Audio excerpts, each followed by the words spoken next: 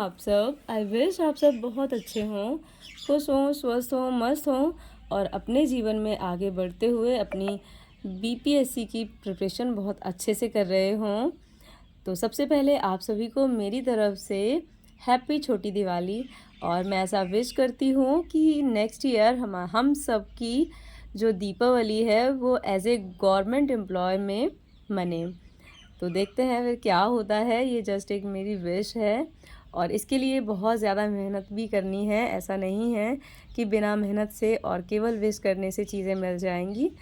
तो बस आज मेरी सुबह की शुरुआत हो गई थी घर के कामों के साथ, क्योंकि आज मैं सुबह सुबह पढ़ने के लिए नहीं उठी थी और सीधे सीधे मैं घर के कामों में लग गई थी जब मैं जगी थी, क्योंकि पिछले 2 दिन से मेरी कमर में और पेट में बहुत ज़्यादा दर्द हो रहा था।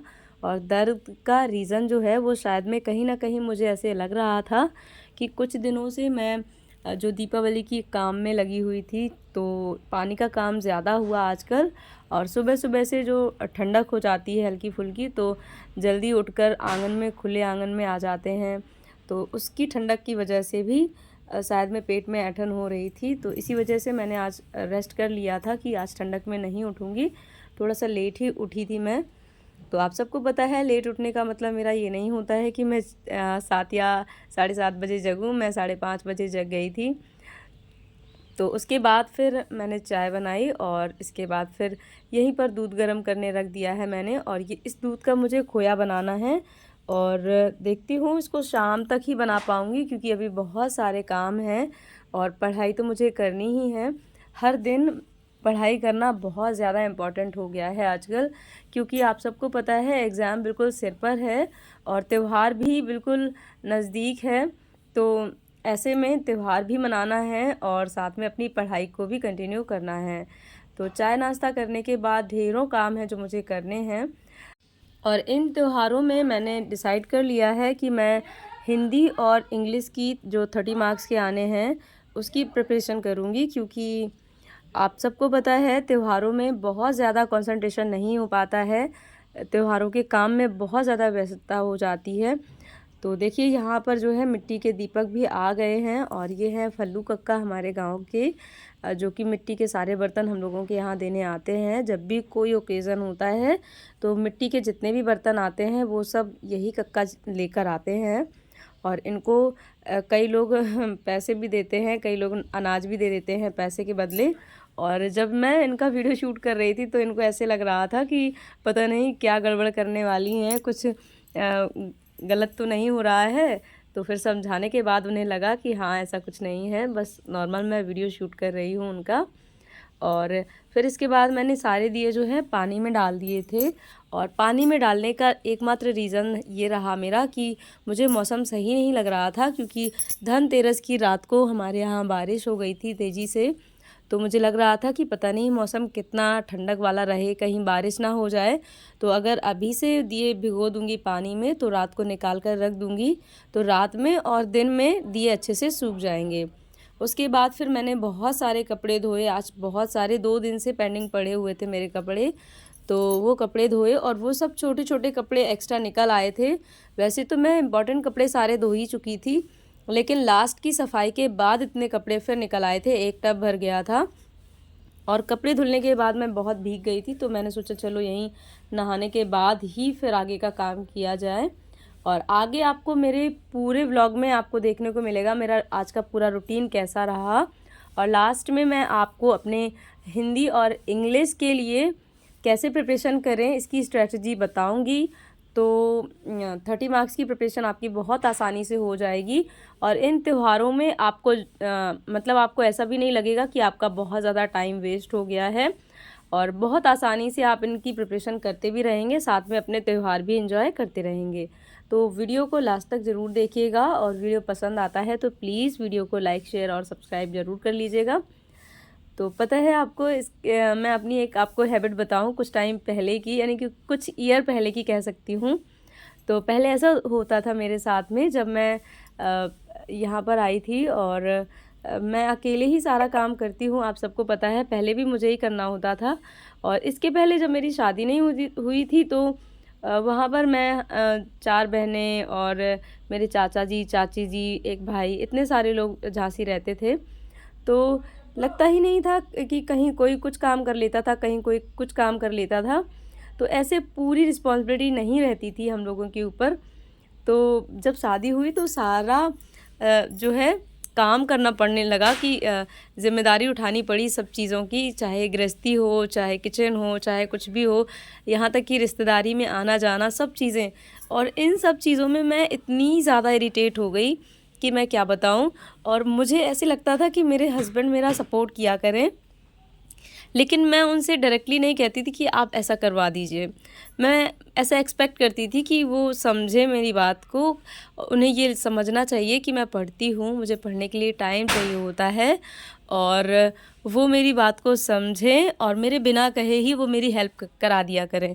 पर मेरे हस्बैंड को समझ ही नहीं आता था कि वो मेरी हेल्प करें या ना करें, क्योंकि सभी को पता है वैसे जितने भी मेल्स होते हैं उनसे कोई भी, जितने भी मेल रहते हैं, पुरुष रहते हैं, उनसे कोई काम नहीं करवाते हैं। तो ऐसे ही मेरे हस्बैंड भी अपनी फैमिली में कभी कोई काम करते ही नहीं थे, तो उन्हें हैबिट नहीं थी किसी काम को करने की। तो इस तरह से बहुत ज़्यादा अंदर से मेरे चिड़चिड़ापन आ जाता था कि क्यों नहीं समझते हैं, मेरी हेल्प क्यों नहीं करते हैं।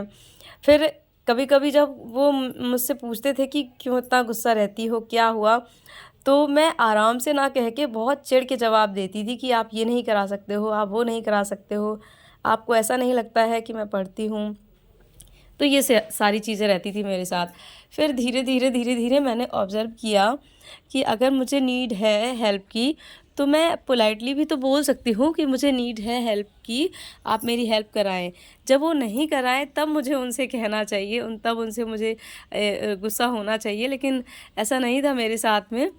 तो मैं आपको ये बोलना चाहती हूँ कि सबसे पहली चीज़, अपने आप को इतना स्ट्रॉन्ग बनाओ कि अगर आपके सामने कोई काम आता है, तो जितना आप दूसरों से कहने में टाइम वेस्ट करोगे, उतनी देर में आप खुद कर लोगे छोटे-मोटे काम तो। तो और इसके अलावा अगर आपको लग रहा है कि आप थक रहे हो और आपका टाइम ज़्यादा जा रहा है, तो बहुत पोलाइटली हेल्प ले लेनी चाहिए किसी की भी, जो भी आपके पास अवेलेबल है। चाहे आपकी सास हों, चाहे आपके हस्बैंड हों, या और भी अदर फैमिली मेंबर। ये नहीं कि चिड़चिड़ा के कहें। ये भी एक्सपेक्ट नहीं करना चाहिए कि वो आपकी बात बिना कहे समझ जाएँ। तो अगर आप बहुत पोलाइटली किसी से भी अपनी हेल्प कराने के लिए कहेंगे, तो डेफ़िनेटली आपको हेल्प मिलेगी, और अगर नहीं मिलती है तो चिड़चिड़ाने की कोई बात नहीं है। आपको खुद अपना काम अच्छे से करना चाहिए, और जहाँ पर लगे काम ज़रूरी नहीं है तो उस काम को छोड़ भी देना चाहिए, अपनी पढ़ाई को इम्पोर्टेंस देना चाहिए। तो इस तरह से आप अपनी पढ़ाई और काम मैनेज कर पाएँगे। अगर आप काम में ही खपे रहेंगे तो फिर आप पढ़ाई नहीं कर पाएँगे, और बिल्कुल काम छोड़कर भी आपको ऐसा नहीं मौका मिलेगा कि बिल्कुल काम छोड़ दें आप और सिर्फ़ पढ़ाई करते रहें। तो चीज़ों को मैनेज करना पड़ता है ऐसे ही। तो बस यहाँ पर अभी मैं पूरे दिन के काम से फ्री हो गई थी, और गमले वगैरह को पोंछने का काम मैंने अपने हस्बैंड को दे दिया था कि आप इसकी पुताई कर दें। तो उन्होंने पुताई कर दी थी, और जो भी डस्टिंग वगैरह थी वो मैंने कर ली थी। तो और इसके बाद फिर जब मैं फ्री हुई तो फिर मैं यहाँ पढ़ने बैठ गई। अभी मैं क्या कर रही हूँ कि अभी रिसेंटली मैंने जो पेट का एग्ज़ाम दिया था, ये वही पेपर है, मैं उसको एनालाइज़ कर रही हूँ। इसमें से मैं करंट अफ़ेयर के क्वेश्चन जो है सर्कल करके रख दूँगी, क्योंकि मुझे उससे थोड़ी-सी हिंट मिल जाएगी कि किस टाइप के करंट अफ़ेयर जो है पूछी गई थी, और इस तरह से मुझे कैसे तैयार करनी है करंट अफ़ेयर।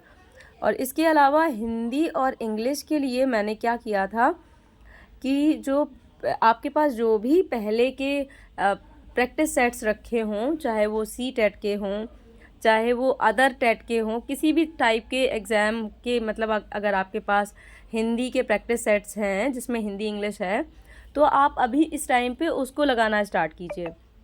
क्योंकि जितना आप क्वेश्चन के साथ में एनकाउंटर करेंगे, आपको उतने ही अच्छे तरीके से हिंदी तैयार करने में आसानी होगी। क्योंकि अभी इतना टाइम नहीं है कि आप टॉपिक वाइज़ सारी चीज़ें पढ़ें और उसको बहुत अच्छे से सिलेबस को कंप्लीट करें, क्योंकि इतना टाइम नहीं है। बहुत ज़्यादा टाइम तो वैसे ही फेस्टिवल में निकल ही चुका है, तो बेहतर है आप क्वेश्चन प्रैक्टिस करें कहीं से भी आपको मिले, चाहे आप बीपीएससी के लिए अलग से बुक खरीदें, अगर पॉसिबल नहीं है तो आप जो भी आपके पास रिसोर्सेज रखे हुए हैं उनके क्वेश्चन प्रैक्टिस करें, क्योंकि यही क्वेश्चन किसी भी एग्ज़ाम के लिए इम्पॉर्टेंट होते हैं, सेम टॉपिक्स होते हैं और 30 मार्क्स में आपको 9 मार्क्स लाना इम्पॉर्टेंट है, इतने में आप पास हो जाएंगे। तो मैं आपसे यही कहूँगी कि आपको क्वेश्चन प्रैक्टिस करना है, तो इससे आप बहुत अच्छे से अपनी तैयारी कर लेंगे। और प्लीज़ बैक नॉइज़ को अवॉइड कीजिएगा, क्योंकि आस पड़ोस में सभी लोग रहते हैं और फेस्टिवल का टाइम है, सभी लोग आए हुए हैं, तो बैक नॉइज़ तो होना लाजमी है, प्लीज़ इसको इग्नोर कर दीजिएगा। तो अभी मैं हिंदी और इंग्लिश की तैयारी ऐसे ही कर रही हूँ, और वैसे भी फेस्टिवल का टाइम है, तो मैं अगर क्वेश्चन के साथ प्रैक्टिस करूँगी तो मेरे maximum to maximum topic cover हो जाएंगे, क्योंकि जब हम क्वेश्चन पढ़ते हैं तो हमें अलग अलग टॉपिक से क्वेश्चन जो है अलग अलग क्वेश्चन मिलते रहते हैं, तो उस तरह से हमें एक आइडिया हो जाता है कि किस टॉपिक से किस टाइप के क्वेश्चन आते हैं और किस टाइप से हमें तैयार करना है।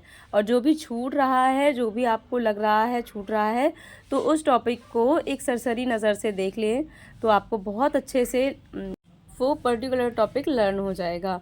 और कई टॉपिक तो ऐसे होंगे जिनके क्वेश्चन आप बहुत आसानी से सॉल्व करते जाएंगे, तो आपको एक ये भी आइडिया हो जाएगा कि हाँ, आपको कितने टॉपिक बहुत अच्छे से तैयार हैं। तो इस तरह से ही मैं अपने टॉपिक्स कवर कर रही हूँ।